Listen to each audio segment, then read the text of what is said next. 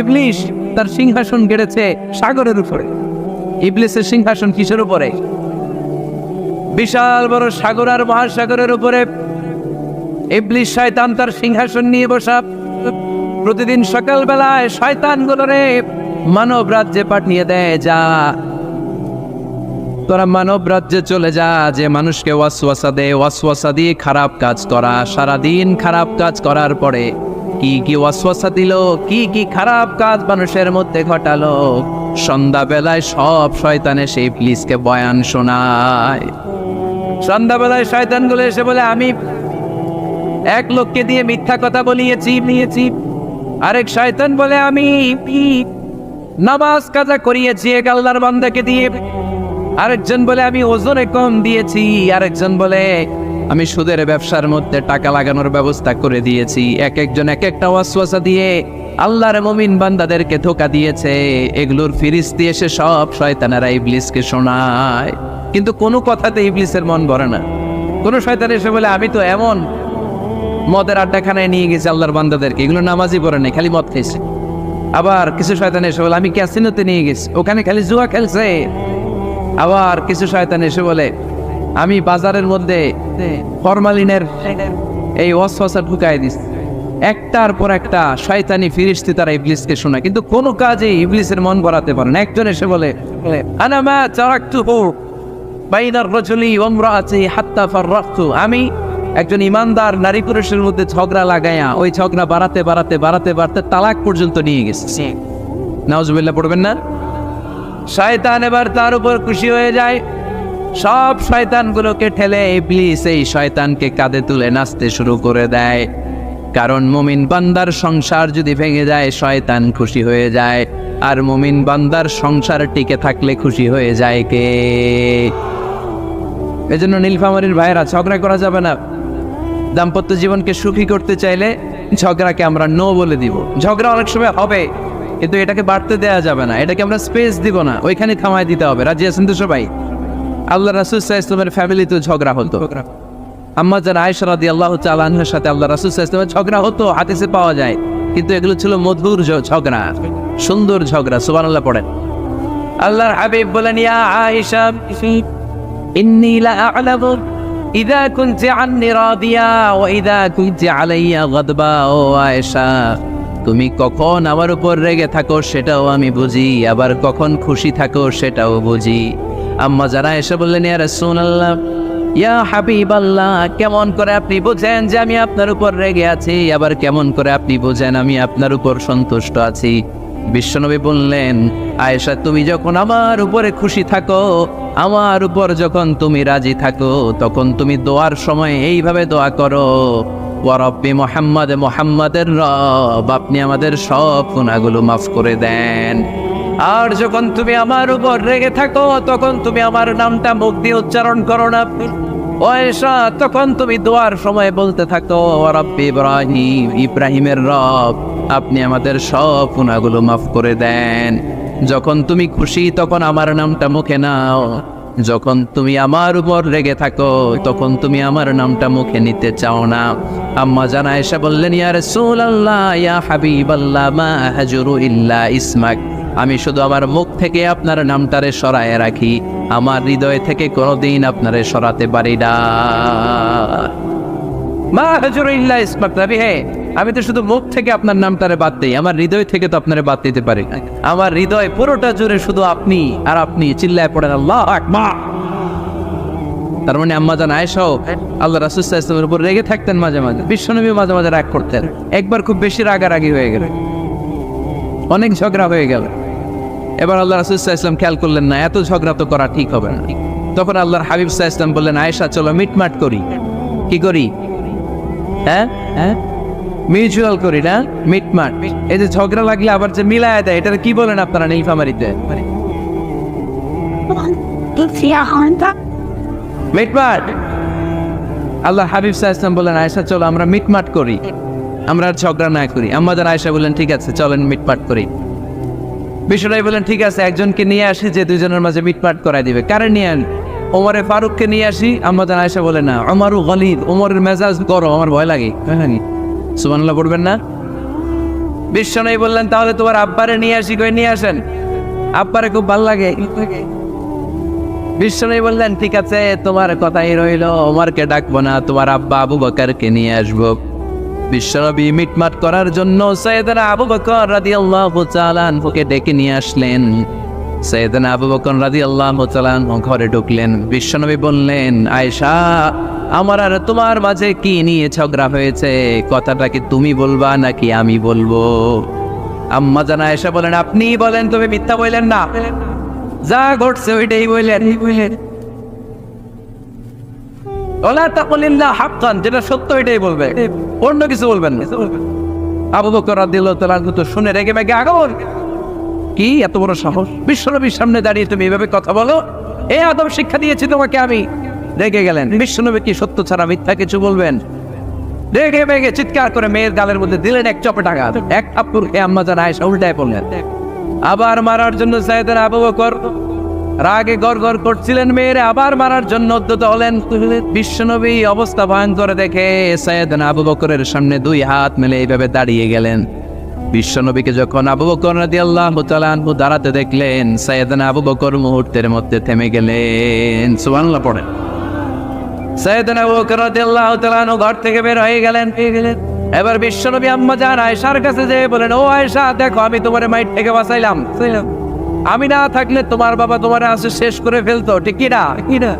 আমি বাঁচাইছি তোমারে। ইয়া আয়েশা কাইফা রাআইতিনি আনখাসতুকি মিনার রাজুল, দেখছো আয়েশা কেমনে বাঁচাইলাম তোমারে? আজকে আমি না থাকলে এমন পিটতে দিতে তোমার বাবা একেবারে খবর হয়ে যায়। আম্মা জান আয়েশা লজ্জায় পড়ে গেলেন, হেসে দিলেন। বিশ্বনবীও হেসে দিলেন। সুবহানাল্লাহ পড়েন। দুইজনের এই হাসির আওয়াজ ঘরের বাইরে থেকে সাইয়েদনা আবু বকর শুনতে পেলেন। উনি শুনে তো অবাক, কিরে এতক্ষণ তৃতীয় বিশ্বযুদ্ধ, এখন আবার আসে। ঘরে ঢুকলেন। ঘরে ঢুকার পরে আবু বকর রাদিয়াল্লাহু তাআলা আনহু বিশ্বনবীরে বলেন, ইয়া রাসূলুল্লাহ, আশরিকানি ফি সিলবিকুমা কামা আশরাকতুমানি ফি হারবিকুমা। হে আল্লাহর রাসূল, আপনারা দুইজন ঝগড়া লাগলে মিটমাট করার জন্য আমারে যেমনি ডাকেন, আপনারা যখন সুখ আনন্দ আর হাসাহাসিতে ব্যস্ত থাকেন, ওই হাসির সময়গুলোতে শেয়ার করার জন্য তখনও আমার একটু ডাইকেন পড়েন। সুবহানাল্লাহ। ও নবী, শুধু ঝগড়ার সময় ডাইকেন না, শুধু মিলায় দেওয়ার জন্য ডাকবেন না। আপনাদের মধ্যে যখন সুখকর আনন্দময় হাসাহাসির মুহূর্তগুলো কাটে, ওই মুহূর্তগুলোতেও আমাকে এনে আপনারা শেয়ার করে দিয়েন পড়েন। সুবহানাল্লাহ। মুসনাদ আহমদ ইবনে হাম্বলের হাদিস। এই হাদিস প্রমাণ করে আল্লাহ রাসূল সাল্লাল্লাহু আলাইহি ওয়াসাল্লামের বড় ঝগড়া হতো স্ত্রীদের সাথে, তবে মধুর ঝগড়া, শিক্ষণীয় ঝগড়া। আওয়াজ করে বলতে হবে, ঠিক কি না? এজন্য ঝগড়া হবে, কিন্তু ঝগড়াকে বাড়তে দেয়া যাবে। তাহলে দাম্পত্য জীবন সুখময় করতে চাইলে 1 নম্বরে স্যাক্রিফাইস, 2 নম্বরে ঝগড়াকে আমরা কি বলে দিছি আজকে? বলে গেছি ঝগড়াকে কি বলবো? নো।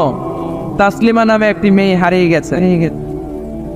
ওসি সাহেব বলেছেন, পিছনে পুলিশের কাছে যদি পাঠিয়ে দিতে পারেন ভালো হয়। ছোট্ট মেয়ে দেখলে জিজ্ঞেস করবেন তোমার নাম কি, যদি বলে তাসলিমা, 6 বছর বয়স, ওকে পাঠিয়ে দিবেন। 3 নাম্বার, দাম্পত্য জীবন সুখময় করতে চাইলে দাম্পত্য জীবনের কোনো গোপন কথা কারোর সাথে শেয়ার করা যাবে না। এটা কবিরা গুনাহ, এটাকে হারাম বলে ঘোষণা দিয়েছে কে? এটাকে বিষ্ণু বলেছেন আযমুল আমানা। স্বামী স্ত্রীর মধ্যে যে অন্তরঙ্গ মুহূর্ত কাটে, এই মুহূর্তগুলোর কথা কারোর সাথে শেয়ার করা যাবে? নীলফামারীর যুবক ভাইরা চিল্লায় বলে, এগুলো শেয়ার করা যাবে? বিষ্ণু বললেন, খবরদার, এটা আযমুল আমানা।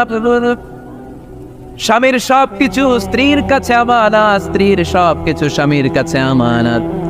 আবার বিশ্বনবী বলেছেন, যারা স্বামী স্ত্রীর গোপন দাম্পত্য জীবনের কথা অন্যের কাছে শেয়ার করে দেয়, তারা হলো আশারুন নাস, পৃথিবীর মধ্যে সবচাইতে নিকৃষ্ট মানুষ। এরা নিকৃষ্ট, এদের চাইতে নিকৃষ্ট কেউ হতে পারে না। উলাইকা কাল আনআম বাল হুম আদাল। এরা পশুর চাইতেও নিকৃষ্ট, যারা স্বামী স্ত্রীর প্রাইভেট কথা, পার্সোনাল কথা মানুষের কাছে বলে বেড়ায়। আর সিবাউ হারাম, এই গোপনীয় সব কথাগুলোকে অন্যের কাছে প্রকাশ করা হারাম করেছে কে? চিল্লায় বলতে হবে কে? তাহলে খবরদার, নিজেদের দাম্পত্য জীবনের কোনো কিছু অন্যের সাথে শেয়ার করবেন। আমাদের বোনরা অনেক সময় একসাথে বসলে পেটের কথা, পিঠের কথা সব বলে ফেলায়, আছে না নাই? না বোনেরা, সব শেয়ার করলেও আপনাদের দাম্পত্য জীবনের কোনো কথা কখনো কারোর সাথে শেয়ার করতে পারবেন না। 4 নম্বর ফর্মুলা হচ্ছে অহেতুক সন্দেহ পরিহার করতে হবে। অনেক স্ত্রী আছে স্বামীরে খালি সন্দেহ করে, আছে না নাই? নীলফামারীতে এই সমস্যা নাই, আছে? এই যে ভুক্তভোগী পাওয়া গেছে, আছে না নাই?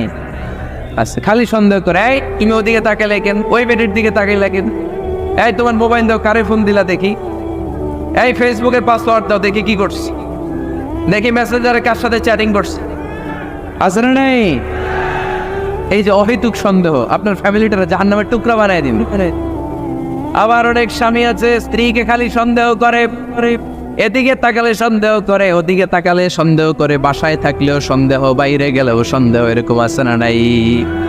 না, অহেতুক সন্দেহ এটা পরিহার করবেন। এই সন্দেহ খুব খারাপ জিনিস। আমি ব্যক্তিগতভাবে অনেক কেস এরকম হ্যান্ডেল করেছি, এসে বলে হুজুর খালি সন্দেহ করে, এটা একটা রোগ। এটা কি আপনার ফ্যামিলিটারে শেষ করেছে। এই জন্য অহেতুক সন্দেহ পরিহার করবেন। হ্যাঁ, সত্যি যদি পরকীয়ার কোনো ঘটনা ঘটে থাকে ওটা নিয়ে বসেন, ফেস টু ফেস কথা বলেন, ফ্যামিলি মিটিং করেন, সরাসরি সেটেল করার চেষ্টা করেন। কিন্তু অহেতুক সন্দেহ একটা রোগ, এই রোগ থেকে আল্লাহ তুমি দাম্পত্য জীবনকে বাঁচাও। আমরা আওয়াজ করে পড়বো আমিন। 5 নাম্বার, স্বামী স্ত্রী একে অপরকে আল্লাহর বিধান স্মরণ করায় দিবে। স্বামী যদি ফজরের সময় ঘুমায় থাকে, স্ত্রী ডেকে দেওয়ার দরকার আছে না নাই? আবার স্ত্রী যদি ঘুমায় থাকে, স্বামীর ডেকে দেওয়ার দরকার আছে না নাই?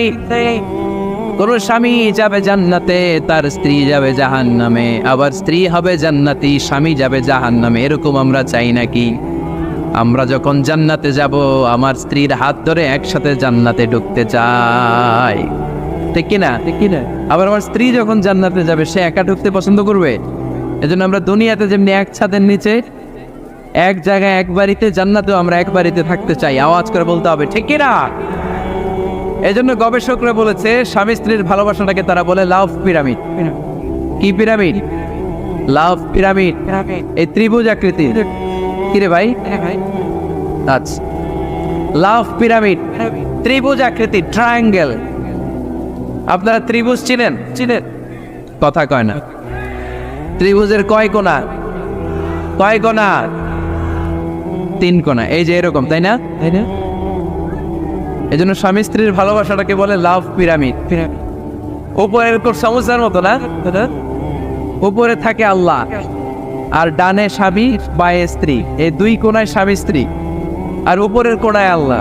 স্বামী স্ত্রী যদি আল্লাহর আনুগত্যের দিকে যেতে চায়, যতই তারা the couple come to Allah, they come closer to each other। তারা যদি আল্লাহর কাছাকাছি যায়, তারা নিজেরাও কাছাকাছি হয়, ঠিক কিনা? ঠিক কিনা? তারা আল্লাহর কাছে যেতে যেতে যেতে যেতে আল্লাহর ইবাদতে যদি একেবারে আল্লাহর কাছে চলে যায়, তারা নিজেরাও কাছাকাছি চলে যায়, ঠিক কিনা? ঠিক কিনা? আর তারা আল্লাহর আনুগত্য থেকে যত দূরে সরে, তারা নিজেরাও নিজেদের থেকে তত দূরে সরে পড়ে। চিল্লায় বলেন, ঠিক কিনা? লাভ পিরামিড এটা। এই জন্য the closer the couple comes to Allah, the closer the couple comes to each other। কাপল স্বামী স্ত্রী আল্লাহর ভালোবাসা নিজের মধ্যে যত গাঢ় করবে, আল্লাহর আনুগত্য যত বেশি করবে, আল্লাহর ইবাদত যত করবে, নিজেরাও তত কাছাকাছি আসবে। আর আল্লাহরে যত বলবে, নিজেদের মধ্যে বড় বড় ফারাক করে দিবে কে? তাহলে এই 5টা বিষয় স্বামী স্ত্রীর উভয়ের উপর বর্তায়। এগুলো মেনে চললে দাম্পত্য জীবনকে সুখময় করে দিবে কে? আল্লাহ। এবার আমরা শুনবো আমাদের বোনদেরকে। যে ডান দিকে আমি শুনলাম আমাদের বোনদের বিশাল প্যান্ডেল, আছে না নাই? আজকে বোনদের দিয়ে শুরু করি। স্ত্রীদেরকে আল্লাহ কি দায়িত্ব দিয়েছে একটা ফ্যামিলিকে সুন্দর করতে, একটা দাম্পত্য জীবনকে সুন্দর করতে? স্ত্রীর 1 নম্বর দায়িত্ব হচ্ছে she should make a comfort to her husband। স্ত্রীর উচিত স্বামীর জন্য ঘরটাকে প্রশান্তির নীড় বানিয়ে রাখা। কি বানিয়ে রাখা? প্রশান্তির নীড়। স্ত্রী হওয়া উচিত এমন যাকে দেখলে স্বামীর চোখ জুড়ায়, স্বামীর প্রাণ জুড়িয়ে যায়, স্বামীর হৃদয়টা ঠান্ডা হয়ে যায়, ঠিক কিনা? আর স্ত্রীর দিকে তাকালে যদি মেজাজ গরম হয়ে যায়, মেজাজ খিটখিটে হয়ে যায়, ঝামেলা আছে না নাই? ঝামেলা আছে। এজন্য মেহরবানি করে আমাদের বোনরা যারা, এমন কোনো কাজ করবেন না যেটা স্বামীর মেজাজকে খিটখিটে করে দেয়। কারণ আল্লাহ তাআলা আপনাদেরকে তৈরি করেছে লিতাসকুনু ইলাইহা, স্বামী আপনার কাছে গেলেই যেন তার হৃদয়টা প্রশান্ত হয়ে যায়, ঠিক কিনা? অনেক স্ত্রী আছে না জেনে না বুঝে স্বামীর সাথে এমন খিটখিটে মেজাজ দেখায় যেটা স্বামীর জন্য মেনে নেওয়া কষ্টকর। আমি একটা জরিপে পড়েছি, পৃথিবীর অনেক স্বামী স্ত্রীর কারণে হার্ট অ্যাটাক করে মারা যায়। আছে না নাই? এই তো ভুক্তভোগী পাওয়া গেছে। স্বামীর জন্য একটা ত্রাস হয়ে দাঁড়ায় স্ত্রী, ত্রাস। অনেক স্বামী আছে স্ত্রীর এরকম আচরণের কারণে, অতিরিক্ত প্রেসার ক্রিয়েট করার কারণে স্ত্রীদেরকে ভয় পায়। অবশ্য নীলফামারীর কোনো স্বামী তার স্ত্রীরে ভয় পায় না। ভয় পায় স্ত্রীরে ভয় পান কে কে দেখি?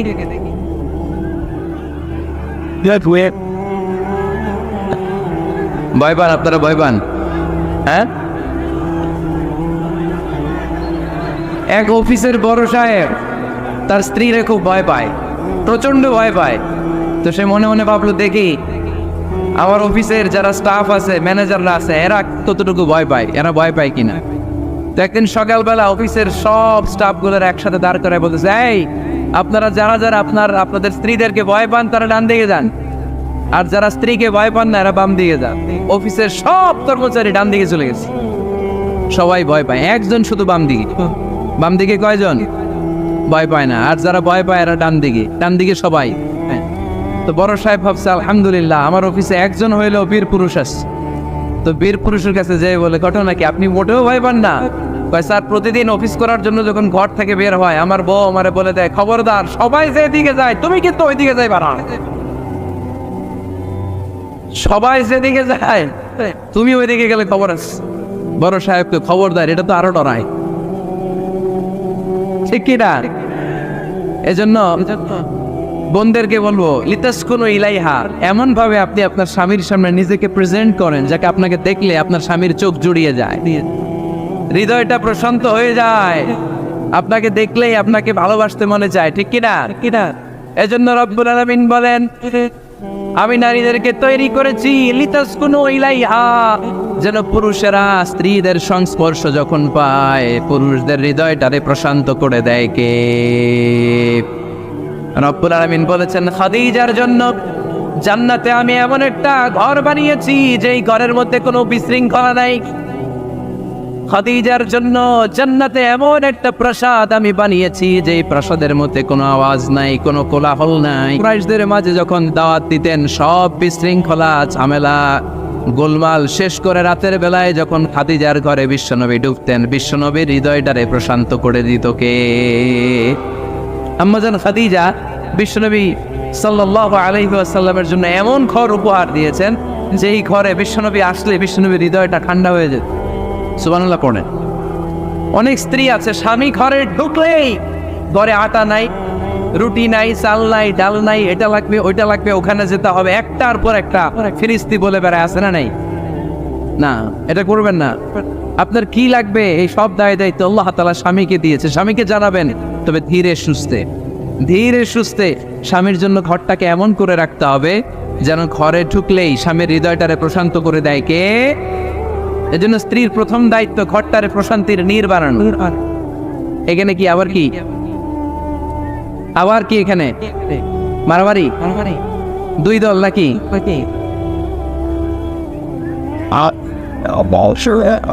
আপনাদের মনোযোগ আসছে না গেছে? কষ্ট হচ্ছে? হ্যাঁ, অনেক রাত হয়ে গেছে তো, প্রায় 10:30। হ্যাঁ, তাকবীর পড়েন, লিল্লাহে তাকবীর। তো কিছু লোক ওঠা বসা শুরু করলেন কেন? হ্যাঁ, 1 নাম্বার 2 নাম্বার 3 নাম্বার নাই তো আবার? হ্যাঁ, 1 নাম্বার নাকি পেশাব করা, 2 নাম্বার নাকি টয়লেটে যাওয়া, 3 নাম্বার নাকি এইটা। বিড়ি খান আপনারা? বিড়ি আর সিগারেটের সাথে মুসলমানের সম্পর্ক আছে না। কোন মুসলমান সিগারেট খেতে পারে, বিড়ি টানতে পারে? কারণ এটা এমন একটা খাবার যে খাবার টয়লেটে ঢুকেও খাওয়া যায়। সিগারেট ছাড়া কোনো খাবার টয়লেটের ভেতরে খাওয়া যায়? কথা বলেন, খাওয়া যায়। এবং সিগারেট পৃথিবীর এমন খাবার যে খাবারের গায়ে এই খাবারের বদনাম লেখা থাকে, ঠিক কিনা? সিগারেট ছাড়া পৃথিবীর কোনো খাবারে ওই খাবারের বদনাম আছে? কথা বলেন। ধরেন আপনাদের নীলফামারীতে নতুন 1 প্যাকেট বিস্কিট বেরোচ্ছে, যে বিস্কিটের গায়ে লেখা এই বিস্কিট খাওয়ার 1 ঘন্টার মধ্যে ডায়রিয়া শুরু হবে। ওটা খাইবেন কে? খাবেন আপনারা? কি বলবেন দোকানদারে, তোর বিস্কিট তুই খা, তোর ডায়রিয়া হোক, ঠিক কিনা? কিন্তু সিগারেটের গায়ে কিন্তু লেখা থাকে স্মোকিং কজেস ক্যান্সার, ধূমপান স্বাস্থ্যের জন্য ক্ষতিকর, ধূমপান কর্কট রোগের কারণ, ধূমপান করলে এটা বিষপানের শামিল। এই সিগারেট এটা তৈরি হয় তামাক পাতা থেকে, টোবাকো প্ল্যান্ট। এই তামাক পাতা চাষ হয় নাকি নীলফামারীতে? হ্যাঁ, বাংলাদেশে সবচেয়ে বেশি, সবচেয়ে বেশি নীলফামারীর কোন থানায়? সদরে, শহর অঞ্চলে। আচ্ছা, এই তামাক পাতার চারদিকে বেড়া দেওয়া লাগে না, জানেন? কারণ ছাগলও মুখ দেয় না। তো যেটা ছাগলে খায় না ওটা মানুষ খাইতে পারে? আওয়াজ করে বলেন। তাহলে ঝগড়ারে যেমনি আজকে আমরা নো বলে দিলাম, এই সিগারেট, এই মাদক, এগুলাকে আজকের প্রোগ্রাম থেকে আমরা নো বলে দিব। পারা যাবে? মাদককে আমরা নো বলে দিলাম। আওয়াজ করে বলেন, মাদক আর সিগারেটকে কি বললাম? নো। আল্লাহ তুমি বুঝার তৌফিক দান করো, আমরা পড়ি আমিন। একটা সুখী দাম্পত্য জীবনের জন্য স্ত্রীর 2 নাম্বার দায়িত্ব হচ্ছে স্বামীকে ইন্সপায়ার করা, স্বামীকে সাহস যোগানো, পিছন থেকে ড্রাইভিং পুশের মতো কাজ করা। কারণ স্বামীকে যখন স্ত্রী সাহস যোগায়, স্বামীর সাহস বেড়ে যায়, ঠিক কিনা? আল্লাহর হাবিব সাল্লাল্লাহু আলাইহি ওয়াসাল্লামের কাছে কোরআনের আয়াত নাযিল হলো, ইকরা বিসমি রাব্বিকাল্লাযী খালাক, খালাকাল ইনসানা মিন আলাক, ইকরা ওয়া রাব্বুকাল আকরাম আল্লাযী আল্লামা বিল কলম আল্লামাল ইনসানা মা লাম ইয়ালাম। পড়েন আল্লাহু আকবার। সূরাতুল আলাকের 5 আয়াত হেরা গুহায় যখন নাজিল হয়ে গেল, বিশ্বনবী সাইয়েদনা জিবরাইলকে নিজ আকৃতিতে দেখলেন, পা থেকে মাথা পর্যন্ত দেখে বিশ্বনবী ভয় পেয়ে গেলেন। বিশ্বনবী সাল্লাল্লাহু আলাইহি ওয়াসাল্লাম জীবনে দুইবার সাইয়েদনা জিবরাইল আলাইহিস সালামকে ওনার আসল আকৃতিতে দেখেছিল। আওয়াজ করে বলতে হবে, কয়বার? এক হচ্ছে মেরাজ রজনীতে সিদরাতুল মুনতাহায়, 2 হচ্ছে প্রথম যখন কোরআনের আয়াত নাজিল হয়, বিষ্ণু সাল্লাল্লাহু আলাইহি ওয়াসাল্লাম দেখলেন বিশাল একজন ব্যক্তি, পাটা হচ্ছে হেরা গুহায় আর মাথাটা হচ্ছে আকাশের উপরে। এই বিশাল একটা লোক, সে কোরআনের 5 আয়াত নিয়ে এসেছে সূরাতুল আলাক, আর বলতে শুরু করেছে, ইয়া মুহাম্মদ ইকরা, আপনি পড়ুন, আপনি পড়ুন, আপনি পড়ুন। 3 বার পড়ার আদেশ করার পরে বিষ্ণু সাল্লাল্লাহু আলাইহি ওয়াসাল্লাম পড়তে আরম্ভ করলেন, ইকরা বিসমি রাব্বিকাল্লাযী খালাক, খালাকাল ইনসানা মিন আলাক, ইকরা ওয়া রাব্বুকাল আকরাম আল্লাযী আল্লামা বিল কলম আল্লামাল ইনসানা মা লাম ইয়ালাম। বিষ্ণু সাল্লাল্লাহু আলাইহি ওয়াসাল্লাম পড়তে আরম্ভ করলেন। প্রথম কোরআনের আয়াত যখন নাজিল হয়ে গেল, বিষ্ণু সাল্লাল্লাহু আলাইহি ওয়াসাল্লাম ভয় পেয়ে গেলেন। হাত নাড়াচ্ছেন কেন আপনারা? হ্যাঁ, কি স্ক্রিনে দেখা যায়? আহারে কি আনন্দ, আকাশে বাতাসে সবাই খুশির ঠেলায়, খুশিতে আনন্দে ঠেলায় না? আল্লাহর হাবিব সাল্লাল্লাহু আলাইহি ওয়াসাল্লাম ভয় পেয়ে গেলেন। আপনাদের মনোযোগ তো নাই মনে হচ্ছে, তা হাত নাড়াচ্ছেন কেন? এদিকে তাকা। খরগোশের কানের মতো কান দুটারে খাড়া করে। কোরআনের আয়াত যখন নাজিল হলো, আল্লাহ রাসূল সাল্লাল্লাহু আলাইহি ওয়াসাল্লাম ভয় পেয়ে গেলেন। বিষ্ণু সাল্লাল্লাহু আলাইহি ওয়াসাল্লামের হৃদয় কাঁপতে আরম্ভ করলো। কোরআনের 5 আয়াত নিয়ে হেরা গুহা থেকে বিশ্বনবী আম্মা জান খাদিজাতুল কুবরা রাদিয়াল্লাহু তাআলা আনহার কাছে চলে আসলেন। এসে ডেকে বললেন, খাদিজা জাম্মিলুনি জাম্মিলুনি, কম্বল দিয়ে তুমি আমারে চাপা দাও, আমার ভয় লাগছে, মনে হয় আমি বাঁচব না। আম্মা জান খাদিজা বললেন, কি হয়েছে আপনার? বিশ্বনবী বললেন, বিশাল বড় একটা লোক কোরআনের 5 আয়াত নিয়ে এসেছে। ওই লোকের পা হেরা গুহার মধ্যে, মাথাটা আকাশের উপরে, এত বিশাল সত্তা, বিশাল কোন মানুষ জীবনে আমি দেখি নাই। এসে সে পরিচয় দিয়েছে সে নাকি জিবরাইল ফেরেশতা। বিশ্বনবী বললেন, মনে হয় আমি বাঁচব না, আমার জ্বর চলে এসেছে, আমার হৃদয়ের মধ্যে কাঁপুনি শুরু হয়েছে, তুমি আমারে কম্বল দিয়ে চাপা দাও। আম্মা জান খাদিজা বললেন, ও নবী ভয় পাবেন না, আমার আল্লাহ কোনোদিন আপনারে অপমান করবেন না। সুবহানাল্লাহ পড়েন। ওয়াল্লাহি ওয়াল্লাহি লা ইউখজিকাল্লাহু আবাদা। নবী গো, আল্লাহ আপনার অপমান করবেন না, কারণ আপনার মধ্যে এমন এমন ভালো ভালো গুণ আছে, এই গুণাবলীগুলি যে মানুষের মধ্যে থাকে তাকে আমার রব কোনোদিন অপমান করতে পারে না। চিল্লায় বলেন ঠিক কি না? নবী হে, ইন্নাকা লা তাসিলুর রাহিমা, আপনি আত্মীয়তার সম্পর্ক বজায় রাখেন। ও নবী তাসদুকুল হাদিসা, সব সময় আপনি সত্য কথা বলেন। ওয়া তাহমিলুল কাল্লা, আপনি মানুষের বোঝা টেনে দেন। ওয়া তাকসিবুল মা'দুমা, যার উপার্জন করার কেউ নাই, নিজে গায়ে খেটে আপনি তারে উপার্জন করে দেন। ওয়া তুআইনু আলা নাওয়াইবিল হক, সত্য যেখানে বিপন্ন সেখানে আপনি সাহসী সৈনিকের মতো দাঁড়িয়ে যান। সুবহানাল্লাহ। রব্বুল আলামিন বলেন, উন্না লিবাসুল লাকুম ওয়া আনতুম লিবাসুল লাহুন। ও নারীরা, তোমরা তোমাদের স্বামীদের পোশাক, আর তোমাদের স্বামীরা হলো তোমাদের পোশাক। পোশাক যেমনি লজ্জাস্থানকে ঢেকে রাখে, ঈমান ইজ্জতের হেফাজত করে, আব্রু ঢেকে রাখে, তেমনি স্বামী তার স্ত্রীর চরিত্রের হেফাজত করে, স্ত্রী তার স্বামীর চরিত্রের হেফাজত করে। পোশাক যেমনি সুন্দর, স্ত্রীর চোখে স্বামী সুন্দর, স্বামীর চোখে স্ত্রী সুন্দর।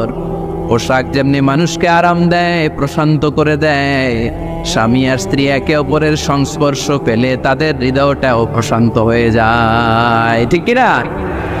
এজন্য আল্লাহ তাআলা পোশাকের সাথে তুলনা করেছেন। পোশাক একে অপরের পোশাক, পোশাক চামড়ার সাথে লেগে থাকে না, আলাদা থাকে, কি থাকে।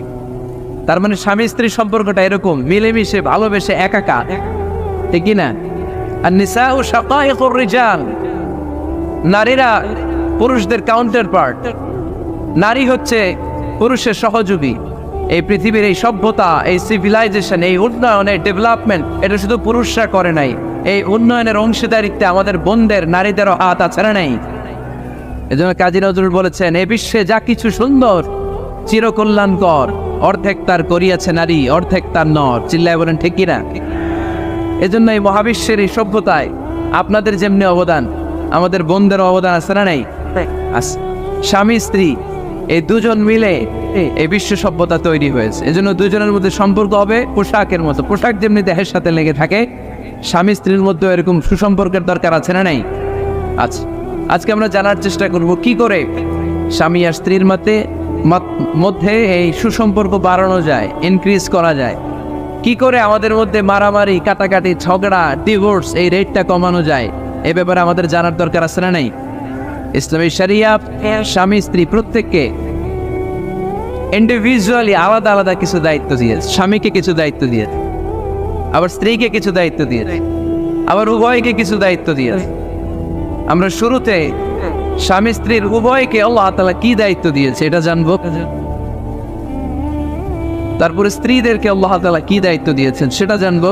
সবশেষে স্বামীদেরকে আল্লাহ তাআলা কি দায়িত্ব দিয়েছে সেটা জানবো। এই দায়িত্বগুলো পালন করার মধ্য দিয়ে দাম্পত্য জীবনকে সুখময় করে দিবে কে? আল্লাহ। শুরুতে আমরা জানবো দ্য কালেকটিভ রেসপন্সিবিলিটি, যৌথ দায় দায়িত্ব কি আছে স্বামী আর স্ত্রীর, কেমন করে দাম্পত্য জীবনকে সুখময়, শান্তিময় করতে হয়। একটা দাম্পত্য জীবন কলহমুক্ত করতে চাইলে, সুখময় করতে চাইলে সর্বপ্রথম স্বামী স্ত্রীর যেটা খেয়াল রাখতে হবে সেটা হচ্ছে স্বামী স্ত্রীর উভয়ের স্যাক্রিফাইসের মানসিকতা থাকা লাগবে। স্যাক্রিফাইস, আওয়াজ করে আমার সাথে সাথে বলেন স্যাক্রিফাইস।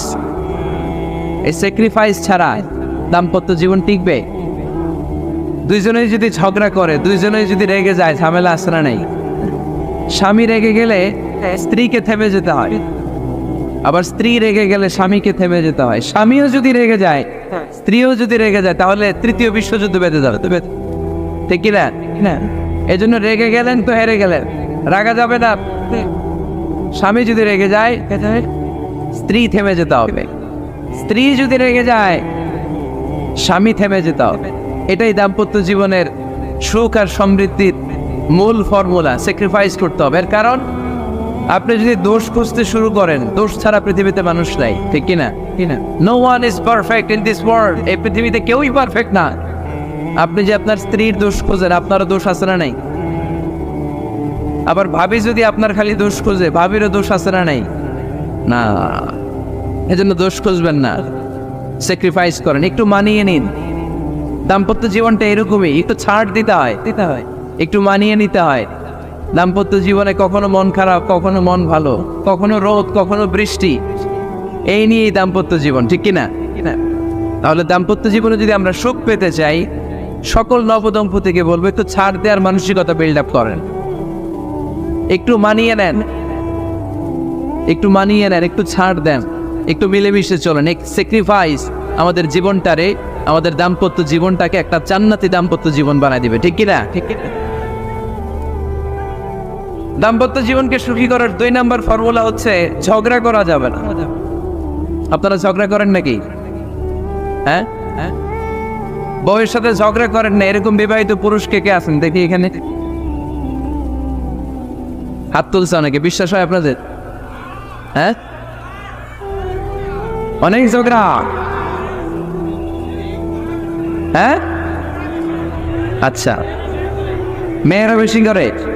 না না, এই মহিলা প্যান্ডেল আছে এদিকে, এদেরকে জিজ্ঞেস করলে বলবে সব দোষ আপনাদের, আর আপনারা দোষ দিচ্ছেন এদের।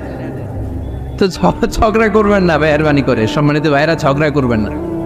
কারণ এই ঝগড়া থেকে, সামান্য ঝগড়া থেকে অনেক সময় বিচ্ছেদের দিকে চলে যায় সম্পর্ক। ছোট্ট ঝগড়া থেকে যেতে যেতে ঝগড়া বাড়তে বাড়তে ডিভোর্সের দিকে গড়া, এরকম আছে না? নাই না, সামান্য ঝগড়া যদি বেঁধে যায়, শয়তান এটার মধ্যে বাতাস দেয়, এটারে বাড়াতে বাড়াতে শয়তান অনেক বড় করে। ইমানদারদের পরিবার ভেঙে গেলে শয়তান খুশি, আর ইমানদারদের পরিবার টিকে থাকলে আমার আল্লাহ খুশি। আমরা কার খুশি চাই? জোরে বলতে হবে, খুশি চাই কার? শয়তান সব সময় চায় ইমানদারদের ফ্যামিলি ভেঙে দিতে। Always it tries its level best to break down the relationship of a moving family. একজন ইমানদারের ফ্যামিলি কি করে ব্রেক ডাউন করে দেয়া যায়? যেন ঝগড়াই করবো না আমরা।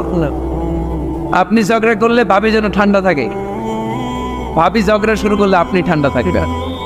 ঝগড়া করা যাবে না, কিন্তু ঝগড়া হয়ে যায় ফ্যামিলিতে, এটাকে চেক দিতে হবে। ঝগড়া নিয়ে অনেক মজার মজার গল্প আছে, একটা গল্প দিয়ে আজকে শুরু করি। এক লোক মাহফিল শেষ করে 11টার দিকে বাসায় ফিরেছে। তো বাসায় ঢুকার আগে তার ওয়াইফকে ফোন দিয়েছে, ফোন দিয়ে বলতেছে, এই মাহফিল শেষ, আমি কিন্তু বাসায় চলে আসতেছি, শুরু করার আগে তাড়াতাড়ি দরজাটা খোলো। তো স্ত্রী আবার রাতের খাবার স্বামীকে ছাড়া খায় না, তো স্ত্রী দরজা খুলে দাঁড়ায় আছে, স্বামী বেচারা আসছে। আসার পরে স্ত্রীকে বলতেছে, এই শুরু করার আগে রাতের খাবার দিয়ে দাও, খেয়ে নেই। তো স্বামী ওয়াশরুম থেকে ফ্রেশ ট্রেশ হয়ে আসছে, স্ত্রী বেচারিও ডাইনিং টেবিলে খাবার দিয়েছে। এবার স্বামীও খেতে বসেছে, স্ত্রীও খেতে বসেছে। স্বামী আবার বলতে আরম্ভ করছে, শুরু করার আগে ফ্যানটা ছাড়ো, খুব গরম লাগতেছে। এবার তো স্ত্রী রেগে মেগে আসলেন, কি আসার পর থেকে শুরু করার আগে কি শুরু করার আগে? স্বামী বলতেছে, এই তো শুরু হয়ে গেল, এই শুরু হয়ে গেল। মানে কি? ঝগড়া। নীলফামারীর ভাইয়েরা, এটা শুরু করা যাবে না। শুরু করবেন আপনারা, ঝগড়া করবেন। আমাদের ফ্যামিলিগুলো থেকে ঝগড়াকে আজকে থেকে আমরা নো বলে দিলাম, মানে না। ঝগড়াকে কি বললাম? সবাই বলতে পারেন না, আওয়াজ করে বলেন, ঝগড়াকে আমরা কি বলবো? নো। ঝগড়া করা যাবে। শয়তান ঝগড়া বাঁধাতে খুব উস্তাদ। সহিহ মুসলিমের হাদিস, ইন্না ইবলিসা ইয়াদাউ আরশাহু আলাল মা তুম্মা ইয়াবআসু। যারা চলে যায় ওনারা বেঁচে যায়, বিপদে পড়ে আছে আমরা, ঠিক কিনা? ওনাদের ওই পালাটা শেষ, কেউ থাকতে পারবে না। বিশ্বনবীও চলে গেলেন, বিশ্বনবীরও এই এন্তেকালের মৃত্যুর যে কষ্ট, এটা ভোগ করা লেগেছে, ঠিক কিনা? এজন্য কারো রেহাই নাই। আকসিরু যিকরা হাযিমিল লাযযাত, জীবনের সব স্বাদকে পানসা করে দেয় ওই কষ্টের বিষয়, মানে মরণকে বেশি বেশি স্মরণ করো। কিন্তু আমরা মৃত্যুর কথা বেমালুম ভুলে যাই। আমাদের লাইফস্টাইল দেখলে মনেই হয় না যে আমরা এই পৃথিবী ছেড়ে চলে যাব, ক্ষণিকের জন্য এসেছি। বিশ্বনবীর সাহাবারা বলতেন, যখন সকাল হয় সন্ধ্যার জন্য অপেক্ষা করো না, আবার যখন সন্ধ্যা পর্যন্ত পৌঁছবে পরদিন সকালের জন্য অপেক্ষা করো না, তার আগেই ডাক চলে আসতে পারে, ঠিক কিনা? আবার বিশ্বনবী বলতেন, নামাজে যখন দাঁড়াও, সাল্লু সালাতান মুআত্তিআ, মনে করো এটাই তোমার জীবনের হতে পারে শেষ নামাজ। Perform the Salah as if this is your last and final prayer, এমনভাবে সালাত পড়ো মনে করো হতে পারে এটা জীবনের শেষ নামাজ। এজন্য কেউ থাকতে আসি নাই, চলে যাব। আমার নানা ভাই যেমনি চলে গেলেন আমরাও চলে যাব, ঠিক কিনা? শুয়ে আছেন আমাদের পাশেই, আমরা দোয়া করি আল্লাহ তাআলা ওনার কবরটাকে তুমি জান্নাতুল ফেরদাউসের বাগান বানাও, ওনার কবরের সাথে জান্নাতের একটা কানেকশন তৈরি করে দাও। আমার নানা ভাইয়ের যে স্বপ্নগুলো ছিল, যে অসমাপ্ত কাজগুলো ছিল, এগুলো যেন বর্তমান পীর সাহেব গোলাম পরওয়ার সাঈদী আরাফাত উনি আপনাদের সবাইকে একসাথে নিয়ে অসমাপ্ত কাজগুলো যেন সমাপ্ত করতে পারে, আমরা দোয়া করি। আমরা আওয়াজ করে পড়ি আমিন। আজকের এই প্রোগ্রামের সভাপতিত্ব করছেন মাওলানা গোলাম পরওয়ার সাঈদী আরাফাত, পীর সাহেব আড়াইবাড়ি দরবার শরীফ, কুমিল্লা। আল্লাহ পাক ওনার যোগ্যতাকে আরও বাড়িয়ে দিক। আপনাদের সবাইকে নিয়ে আড়াইবাড়ি দরবারের যত দায়িত্ব আছে সবগুলো দায়িত্বের জন্য সুচারুরূপে উনি পালন করতে পারে, আল্লাহ তৌফিক দান করুন। আমার আগে কথা বলেছেন হযরত মাওলানা আল্লামা সাদিকুর রহমান আজহারি সাহেব, এর আগে কথা বলেছেন আমার আরেক নানা ভাই গোলাম সরওয়ার সাঈদী পীর সাহেব। দরবারের অনেক বড় বড় উলামায়ে কেরাম আজকে কথা রেখেছে, যারাই কথা রেখেছে নিশ্চয়ই কোরআন থেকে কথা বলেছে। সবগুলো কথা যেন আমরা আমল করতে পারি, আল্লাহ তুমি তৌফিক দাও। এই মাহফিলগুলোর অ্যারেঞ্জমেন্ট করা হয় যাতে আমাদের জীবনের পরিবর্তন আসে। আমরা আসলে ভুলে গেছি যে আমরা চলে যাব, মাটির কবরে কিন্তু আমাদের সবাইকে যেতে হবে, ঠিক কিনা? একদিন মাটির ভেতরে হবে ঘরে মন আমার, কেন বন্ধ দালান ঘর, প্রাণ পাখি উড়ে যাবে পিঞ্জর ছেড়ে, ধরা ধামে সবই রবে তুমি যাবে চলে, বন্ধু বান্ধব যত মাতা পিতা দ্বারা সুত সবই হবে তোমার পরে মন আমার, কেন বন্ধ দালান ঘর, একদিন মাটির ভেতরে হবে ঘরে মন আমার, কেন বন্ধ দালান ঘর, ঠিক কিনা? চলে যেতে হবে। এজন্য এটা যেন আমাদের মাথায় থাকে যে আমরা থাকতে আসি নাই, আমাদের আখিরাতটা যেন সুন্দর হয়, সবসময় এই চিন্তা রাখতে হবে। আমাদের মোরাল বেসিস, আমাদের ethical level is going down, ইখলাস তাকওয়া ইজ গোয়িং ডাউন। আল্লাহর উপর ভয়, আল্লাহর উপর অগাধ বিশ্বাস এবং আস্থা দিন দিন আমাদের কমছে, আর দুনিয়াকে পাওয়ার লোভ আমাদের বাড়ছে, ঠিক কিনা? কিন্তু আমরা থাকতে আসি নাই, চলে যাব। আমাদের অনেক লাগবে। গোটা বিশ্বে দেখবেন যে একটা প্রতিযোগিতা মানুষের মধ্যে, ছুটছে মানুষ পাগলের মতো, আরো লাগবে, আরো টাকা লাগবে, আরো সম্মান লাগবে, আমার আরো দাপট লাগবে, আরো জায়গা লাগবে, আরো ফ্ল্যাট লাগবে, আছে না নাই? বিশ্বনবী বলেন বনি আদমের প্রত্যেককেও যদি একটা স্বর্ণের পাহাড়ের মালিক বানিয়ে দেয়া হয়, কিসের পাহাড়? কথা বলেন। আচ্ছা, একটা স্বর্ণের পাহাড়ের মালিক যদি আপনি হন, আপনার পুরো 14 পুরুষ মিলে ওই স্বর্ণের পাহাড় যদি বিক্রি করেও খান, ওই পাহাড়ের অর্ধেকও শেষ করতে পারবেন? বিশ্বনবী বললেন প্রত্যেককে যদি একটা স্বর্ণের পাহাড়ের মালিকও বানিয়ে দেয়া হয়, প্রত্যেকে চাবে আরো একটা স্বর্ণের পাহাড় কেমনে নেওয়া যায়। কত বড় ডাকাত, ঠিক কিনা? ওয়ালা ইয়ামলা আফাহু ইল্লা তুরাব, কবরের মাটি ছাড়া কোনো কিছু বনি আদমের এই মুখকে বন্ধ করতে পারবে? আরো লাগবে, খাই খাই খাই খাই, আরো দাও, পাই নাই, এরকম অসন্তোষ আছে না নাই? অল্প খাবেন, অল্প পড়বেন, অল্প জমাবেন, অল্পের ভেতরে বরকত দিছে কে? এজন্য বেশি বেশি আমরা করব না, অল্পে সন্তুষ্ট থাকব, আর শুকর করব একজনের, তিনি কে? কারণ তিনিই পারেন আপনার মনের সব জ্বালা যন্ত্রণা দূর করে দিতে। আল্লাহ পাক আমাদেরকে সহি সমঝ দান করুক। সবাই পড়েন আমিন। আপনাদের কষ্ট হচ্ছে না তো? বলেন কি, রাত বাজে 11:30, শহরের ভেতরে এত রাতে কথা বলা যায়? হ্যাঁ, কথা বলা যাবে? তো আমরা খুব বেশি লম্বা চড়া সময় নিব না। শহরের মানুষ খুব ব্যস্ত থাকে, কারো অফিস আছে সকালে, কারো ব্যবসা প্রতিষ্ঠান খুলতে হবে। তো আমরা অল্প কয়েক মিনিট, অল্প সময় কথা বলবো, বেশি লম্বা সময় নিব না। তবে যতক্ষণ শুনবো মনোযোগের সাথে শুনবো, ইনশাল্লাহ পড়েন। আর ওঠা বসা করা যাবে না, করা যাবে? তো আমরা অল্প কয়েক মিনিট কথা শুনবো আমলের নিয়তে। আগে নিয়তটাকে খালিস করে নেই যে আল্লাহ, এই যে এত দামি সময় ব্যয় করে আমরা আসলাম, যা শুনবো এটা যেন আল্লাহ আমল করতে পারি। চিল্লায় পড়েন আমিন। আজকে কোরআনের সবচেয়ে দামি সূরাটা নিয়ে আমি কথা বলবো। সবচেয়ে দামি কোরআনে মোট সূরা কয়টা? সবাই বলেন। আমি যখন কথা বলি আমি ক্লাস নেই, তাফসির মাহফিলরে আমি বলি কি ক্লাস। তো ক্লাসে উত্তর করতে হয়। আমি সোজা কথার মানুষ, সোজা কথায় বিশ্বাসী, এত প্যাচগোজ নাই, সহজ কথা। আমি ক্লাস করি। আমি তাফসির মাহফিলকে নিয়েছি যে আমি প্রতিদিন রাতে একটা করে শীতকালে ক্লাস করি। তো এই ক্লাসে উত্তর দিতে হয়। টিচার যদি প্রশ্ন করে উত্তর দেওয়ার দরকার আছে না নেই? আর টিচার প্রশ্ন করে, টিচার শিখায়, ছাত্র অমনোযোগী, ফেল করার সম্ভাবনা আছে না নেই? তো আমরা যেন পাস করতে পারি, ঠিক কিনা? যতক্ষণ কথা বলবো, প্রশ্ন করলে আওয়াজ করে উত্তর দিতে হবে, বাঘের বাচ্চার মতো, ঠিক কিনা? আজকে কোরআনের সবচেয়ে দামি সূরাটা নিয়ে আমি কয়েক মিনিট কথা বলবো, ইনশাআল্লাহ। পড়েন।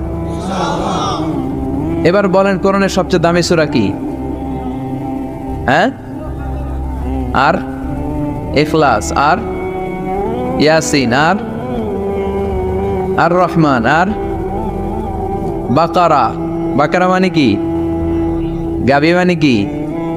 গরু। গাভী মানে নাকি গরু? তো গাভীর নামে আল্লাহ কোরআনে একটা সূরা দিলেন। গাভীর দুধ খাবেন বেশি বেশি। বিষ্ণু বলতেন আলাইকুম বি আলবানিল বাকার, তোমরা গরুর দুধ খেও। ফাইন্নাহা তুরাম্মু মিনাল আশজার, কেননা গরুর দুধ এটা ঘাস পাতার নির্যাস। গরু কি খায়? ঘাস খায়। আবার বিষ্ণু বলতেন গরুর গোশত খায়ও কম, দুধ খায়ও বেশি, কেননা ফাইন্না ফি লাবানিহা শিফা, গরুর দুধে আছে শিফা, ও ফি লাহমিহা দা, আর গোশতে আছে রোগ। এখন অনেক ডাক্তারের সিরিয়াল দিতে গেলে ডাক্তার বলে লাল গোশত যারা খায় এরা যেন আমার সিরিয়াল না নেয়, কারণ আমি যতই ওষুধ দিব কোনো কাজ করবে না। Red meat is strictly prohibited for my patient. আমার রোগীর জন্য লাল মাংস খাওয়া নিষিদ্ধ। গরুর গোশতের ভেতরে আছে রোগ, কোলেস্টেরল বেশি। খেয়াল রাখবেন, যেই প্রাণীর পা বেশি ওই প্রাণীর গোশতের ভেতরে কোলেস্টেরল বেশি। মাছের পা আছে? কথা বলেন। মাছে কোনো কোলেস্টেরল নাই, সুবহানাল্লাহ পড়ে। মুরগির পা কয়টা? দুইটা, তার মানে কিছু আছে, তাই না? গরুর পা কয়টা? তার মানে কোলেস্টেরলের পরিমাণ বেশি না কম? এবার বলেন চিংড়ি মাছের পা কয়টা? কয় হুজুর হিসাব নাই। তাহলে কোলেস্টেরলেরও হিসাব নাই। এগুলো কম কম খেতে হবে, ঠিক কি না? তো এজন্য দুধ খেতে হবে বেশি। জান্নাতে যারা যাবে আল্লাহ তাআলা জান্নাতীদের জন্য 4টা শারাবান তাহুরা রাখবেন। ওয়াসাকাহুম রাব্বুহুম শারাবান মাসালুল জান্নাতিল্লাতী ওয়াইদাল মুত্তাকুনা ফিহা আনহারুম মিন মাইন গায়রি আসিন ওয়া আনহারুম মিন লাবানিন লাম ইয়াতাগায়্যার তা'মুহু وأنهار من خمر لذة للشاربين وأنهار من عسل مصفى سبحان الله। জান্নাতে যারা ঢুকবে জান্নাতীদের গলায় যেন কোনো তৃষ্ণা না লাগে, এজন্য আল্লাহ তাআলা জান্নাতের ভেতরে 4 ধরনের শারাবান তাহুরার ঝর্ণা রাখবেন। কয় ধরনের? 1 নাম্বার হচ্ছে মিনারেল ওয়াটারের ঝর্ণা। মিনারেল ওয়াটার খান আপনারা? কোনটা খান? মাম খান, কেউ ফ্রেশ খায়। আর অ্যাকুয়াফিনা, আর কি খান? স্পা। আর কিনলে, এটা সবচেয়ে ভালো, এটার মধ্যে ঝামেলা কম, এটা টেস্ট করে জানা গিয়েছে। কিনলে খাবেন কোকা-কোলা কোম্পানির, এটা ভালো পানি। কিনলে সবচেয়ে purified water ever in Bangladesh. বাংলাদেশে পাওয়া পরীক্ষিত সবচাইতে বিশুদ্ধ পানি হচ্ছে কিনলে। তো একজনকে মার্কেটিং করে দিতেছে হুজুরে। ভালো জিনিসের প্রশংসা করতে হয়, ঠিক কিনা?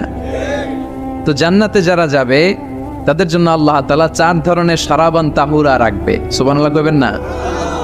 1 নাম্বার মিনারেল ওয়াটার, মিনারেল ওয়াটারের ঝর্ণা, আপনি ওখান থেকে তেদারসে পান করবেন। নাম্বার 2 দুধের ঝর্ণা, দুধের ঝর্ণা, ফ্রেশ মিল্ক এর ঝর্ণা থাকবে। নাম্বার 3 মধুর ঝর্ণা, মধু খাবেন বেশি বেশি, মধুর মধ্যেও শিফা আছে।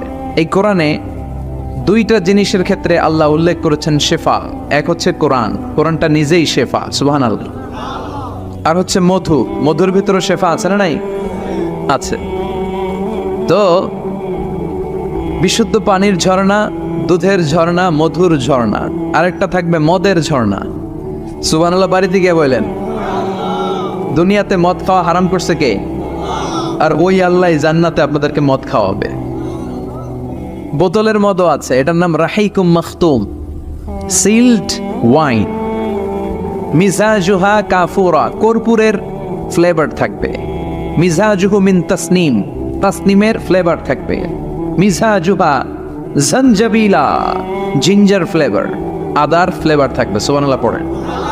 কিন্তু ওই মদ খেলে মুখে দুর্গন্ধ হবে না, মাথায় মাতলামি আসবে না। আল্লাহু আকবার।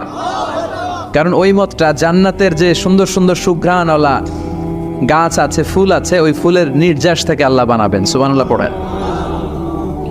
সেজন্য এই 4 ধরনের সুপেয় পানি আল্লাহ তাআলা জান্নাতীদের জন্য রাখবেন। এর চেয়ে দামি একটা পানি রাখবেন, ওইটার নাম হচ্ছে আল কাউসার। কি নাম?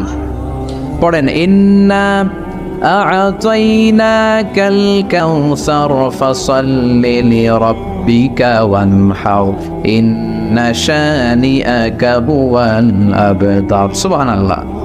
কাউসারের একটা ঝর্ণা থাকবে। এই কাউসারের পানি আহলা মিনাল আসাল, হাউজে কাউসারের পানি মধুর চেয়েও মিষ্টি। আবিয়াদু মিনাল লাবান, দুধের চেয়েও সাদা। আবরাদু মিনাস সালজ, বরফের চেয়েও ঠান্ডা। এক ঢোক যে খাবে চিরকালের জন্য তৃষ্ণা মিটে যাবে। এই সবগুলো যেন আল্লাহ আমরা পান করতে পারি। আরো জোরে পড়েন আমিন। জান্নাত এমন জায়গা, যে জায়গায় শুধু শান্তি আর শান্তি। জান্নাতে অশান্তি আছে? মারামারি, কাটাকাটি, কিলাকিলি, হরতাল, টেনশন, ব্যারাম আছে কি? আরাম। জান্নাতে আছে কি? নাই কি? ব্যারাম। আরামের জায়গা, কোনো টেনশন নাই। জান্নাতের ভিতরে রোদ নাই, বৃষ্টি নাই, ভূমিকম্প আছে? দুনিয়াতে ভূমিকম্পের টেনশন হয় না? বন্যা আছে জান্নাতে? পুলিশের দৌড়ানি, র্যাবের দৌড়ানি আছে? বাড়ি ভাড়ার টেনশন, বিদ্যুৎ বিল, গ্যাসের বিল, গমে ধরে না আমাদের, ঠিক কি না? জান্নাতে কোনো টেনশন নাই। জান্নাত হচ্ছে আরামের জায়গা। আপনারা যারা যাবেন জান্নাতে 60 হাত লম্বা হয়ে ঢুকবেন। আহলুল জান্নাতে জুরদা ওয়া মুরদা, জান্নাতীরা হবে পশমবিহীন। এই যে দুনিয়াতে দাড়ি রাখা ওয়াজিব বা সুন্নাতে মুআক্কাদা, কিন্তু জান্নাতীদের গালে কোনো দাড়ি থাকবে না, মোজ থাকবে না, গায়ে পশম থাকবে না। আবনাউ সালাসিন ওয়া সালাসিন, সব জান্নাতি পুরুষরা হবে 33 বছরের তাগড়া যুবক। আল্লাহ, এখানে যেমনি আমরা একত্রিত হলাম, তোমার জান্নাতেও যেন আমরা একত্রিত হতে পারি, তুমি তৌফিক দাও। আর জোরে পড়েন আমিন। এতগুলো কথা কোত্থেকে এসেছে জানেন? জিজ্ঞেস করেছিলাম সবচেয়ে দামি সূরা কোনটা? একজন বলছে বাকারা।